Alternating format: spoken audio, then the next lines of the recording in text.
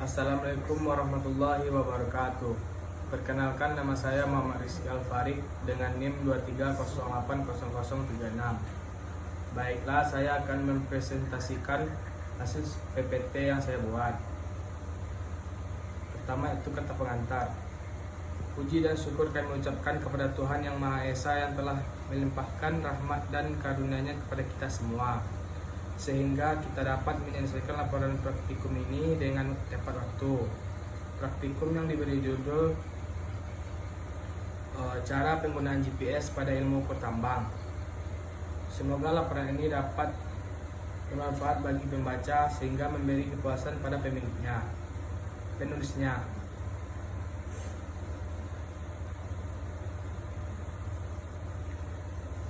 Yang pertama itu bab 1, tujuan praktikum. Mahasiswa dapat mengetahui bagian dan fungsi GPS. 2. Mahasiswa dapat menggunakan GPS secara sederhana dalam menentukan posisi di lapangan. Yang ketiga, mahasiswa mampu memplot hasil pembacaan GPS ke dalam peta atau map. Yang B itu kajian teori.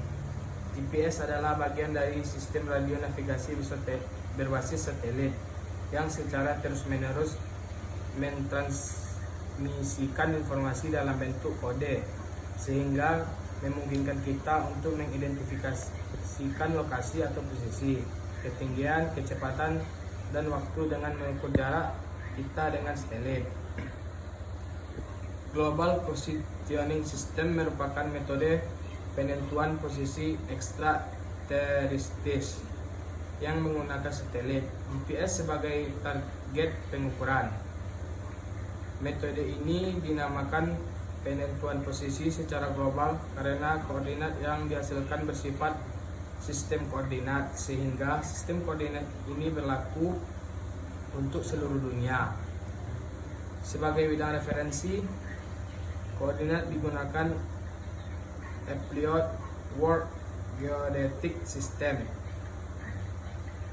Dari data yang ada menunjukkan bahwa tempat satu dengan tempat yang lain memiliki perbedaan koordinat. Cara kerja sistem GPS pada dasarnya adalah menentukan jarak antara posisi satelit GPS pada orbitnya di angka luar ke alat penerima GPS. Dengan minimal 4 signal satelit yang diterima pada alat penerima GPS, maka alat penerima GPS dapat menghitung dengan tingkat ketelitian tertentu. Alat penerima GPS tersebut di atas permukaan bumi. Pada saat ini ada lebih dari 31 satelit dengan 24 satelit aktif GPS yang mengorbit di angkasa luar, terbesar di 6 bidang orbit.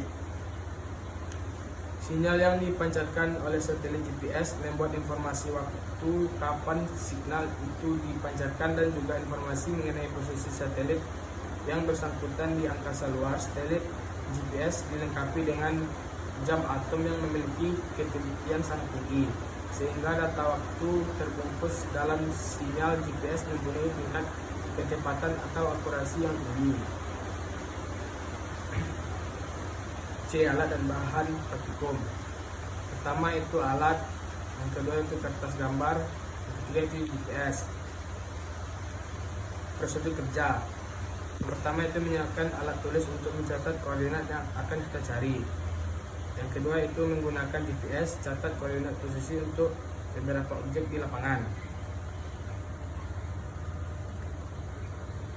Jenis-jenis alat GPS. Yang pertama, portable GPS. GPS tipe pertama adalah portable GPS, tipe GPS yang bisa dibawa kemana-mana. 2. Pocket GPS. Yang ketiga, pocket untuk motor. Yang keempat, sport GPS. Yang kelima, marine GPS. Yang keenam, GPS untuk pesawat terbang. Cara pengoperasian GPS.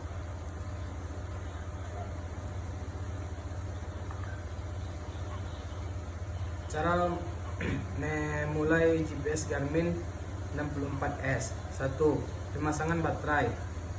2. Hidupkan perangkat dengan menekan tombol light di samping kanan perangkat 3. Mulai mencari satelit. Pilih menu satelit pada layar utama. Cari tempat terbuka selama penangkapan sinyal agar lebih mudah dan cepat. Diamkan selama beberapa menit untuk mencapai akurasi maksimum satelit.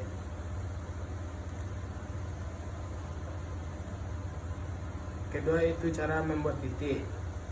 Yang pertama itu cari dan pilih tombol mark untuk pembuatan tanda titik. Yang kedua itu setelah tampilannya muncul lalu pilih selesai, maka otomatis titik tersebut tersimpan di peta dan menu kelola titik. Atau bisa juga diedit untuk mengganti nama titik dan simbol yang di atas tampilan layar. Yang ketiga, untuk memulai kembali silakan ikuti langkah A dan B dan buat titik baru lagi sesuai kebutuhan. Selanjutnya yaitu cara mengukur jarak atau mengukur titik. Yang pertama, tekan tombol P, kemudian gulirkan ke menu peta, maka kita akan melihat semua titik yang telah dibuat tadi. Yang kedua, letakkan kursor di titik pertama yang akan Anda ukur. Yang ketiga, kemudian pilih tombol menu pada perangkat. Yang keempat, setelah ditekan maka layar akan menampilkan beberapa pilihan. Silakan Anda tekan mengukur jarak pada pilihan tersebut. Yang kelima, tarik kursor ke titik kedua dan tekan, maka Anda akan melihat jarak di antara titik tersebut. Selanjutnya itu cara mengukur luas. Silakan cari menu kalkulasikan area pada layar utama untuk akurasi perhitungan luas area. Silakan menetapkan patokan utama agar Anda dapat berhenti ke tempat yang sama. Dapat memperbesar peta hingga jarak 5 meter. Yang ketiga, pilih mulai dan tekan enter. Kemudian silakan Anda berjalan ke area yang akan dihitung nanti. Yang keempat, jika sudah selesai silakan kembali ke posisi semula. Kemudian tekan kalkulasi untuk melihat area yang telah dijalani. Yang kelima, langkah akhir. Silakan simpan dengan tekan save atau pilih ubah unit untuk edit luas area menjadi meter persegi ataupun hektar. Yang keenam, di sini Anda akan melihat hasil kelola jejak. Cara menghapus titik atau jejak. Yang pertama, silakan pergi ke menu kelola titik atau kelola jejak. Yang kedua, pilih salah satu titik atau jejak yang akan dihapus dengan menekan tombol enter.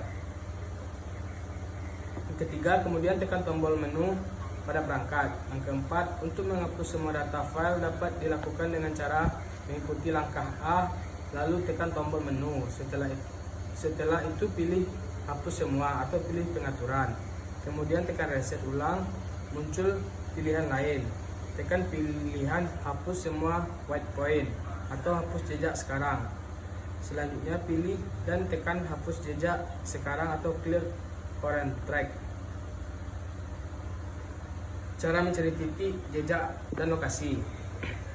Yang pertama, cari dan tekan tombol find pada pencarian. Pilih menu titik, jejak, koordinat, lokasi. Yang ketiga, setelah memilih menu yang akan Anda cari, tekan enter ke menu tersebut. Keempat, pilih pergi untuk menuju tujuan yang Anda cari. Yang kelima, khusus untuk mencari koordinat, masukkan terlebih dahulu data titik koordinat yang telah ada, kemudian tekan selesai. Setelah kita memahami cara pengoperasian alat tersebut di atas, kami dapat mengadakan survei atau percobaan lapangan dengan rekan-rekan saya. Hasil dari pengukuran lapangan menggunakan GPS, saya dapat menemukan koordinat dengan derajat, menit, detik, dan saya ubah menjadi UTM. Yang ke bab 3 yaitu kesimpulan dan saran. Kesimpulan dari pembahasan di atas dapat disimpulkan bahwa setiap tempat memiliki titik koordinat yang berbeda-beda. Hal itu disebabkan karena bentuk topografi yang mempengaruhi. Dan dengan menggunakan GPS kita dengan mudah menentukan koordinat ataupun ketinggian tempat. Jadi kita tidak susah-susah mengukur ketinggian dari permukaan laut. 2. Global Positioning System adalah alat yang digunakan untuk mengetahui posisi seorang pada satu saat. Yang ditransmisikan GPS bukan informasi posisi kita, tetapi posisi satelit dan jarak penerima GPS kita dari satelit. Informasi ini diolah alat penerima GPS kita dan hasilnya ditampilkan kepada kita. Saran: GPS memiliki banyak fungsi yang bermanfaat bagi kehidupan kita, seperti melihat lokasi di mana kita berada, menunjukkan arah untuk ke lokasi yang ingin kita tuju, sebagai kompas menunjukkan peta lokasi suatu tempat berupa gambar jalan dan sungai. Daftar pustaka. Saya mendapat daftar pustaka yang pertama yaitu Repository Dinamika, yang kedua yaitu Dedi GPS Receiver Blogspot. Sekian hasil presentasi saya. Assalamualaikum warahmatullahi wabarakatuh.